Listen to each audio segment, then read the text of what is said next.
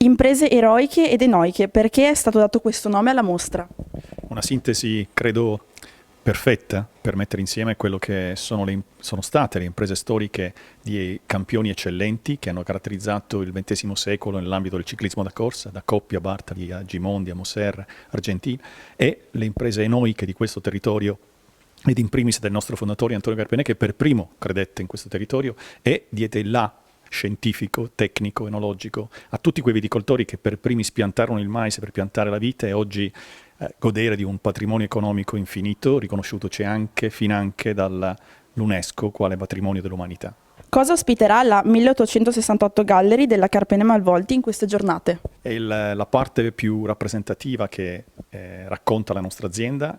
Di per sé, al proprio interno, la 1868 Gallery ha un percorso che narra tutte le 5 generazioni che hanno accompagnato la Carpene Malvolti e in questa speciale occasione appunto di queste imprese enoiche ed eroiche in Conegliano racconteremo la storia di un secolo, il XX secolo, attraverso 28 esemplari unici, rari, che sono stati preservati da un appassionato padovano, il signor Trevisan, che poi ci ha permesso in questi 3 giorni di poterli esporre, e tutte e 28 le bici racconteranno un secolo attraverso le vittorie, qualche sconfitta, le soddisfazioni, la fatica di questi personaggi che sono intrecciati con la storia del ciclismo italiano, ma con la storia del paese, quindi rappresentano una parte del tessuto sociale, economico, culturale del paese stesso. Coppi e Bartali su tutti, ma non dimentichiamo appunto i Moser, i Gimondi, gli Argentin, che sono fra l'altro campioni questi ultimi viventi e che magari saranno anche ospiti della nostra manifestazione, che nel rispetto delle ultimissime prescrizioni Covid, chiaramente ha dovuto ridurre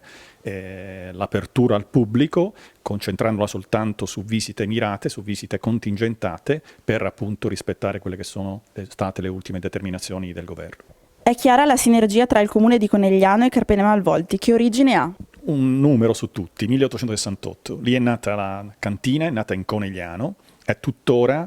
Dopo 152 anni abbiamo deciso di mantenere, anche dopo l'ultima fase di ristrutturazione che è avvenuta qualche anno fa, di mantenere la sede storica qui in Conegliano, la sede produttiva, perché il legale è simbiotico con una città dalla quale abbiamo ricevuto tanto, a cui crediamo di aver dato il nostro contributo, e diversamente non potrebbe essere. Fra l'altro anche il rapporto con le amministrazioni che si sono avvicendate negli ultimi anni è sempre stato solido e con quest'ultima ancora di più, per cui è un gesto che eticamente per noi rappresenta un privilegio più che un dovere verso la città, e questo rapporto ha da essere continuato anche per il futuro. Quando ha iniziato a collezionare e perché? Ero un ex corridore della Ciclisti Padovani, purtroppo per un incidente, che ero campione italiano, per un incidente ho dovuto smettere di correre e da lì è scattato la voglia di collezionare le biciclette dei campioni. Ne ho 65 biciclette dei campioni, di tutti i più grandi campioni viventi e anche morti, insomma. Questo è lo scrigno dei desideri di tutti i ciclisti. Qui ci sono le più belle maglie, sono delle maglie dei bianchi, della SIC, dei Bartali.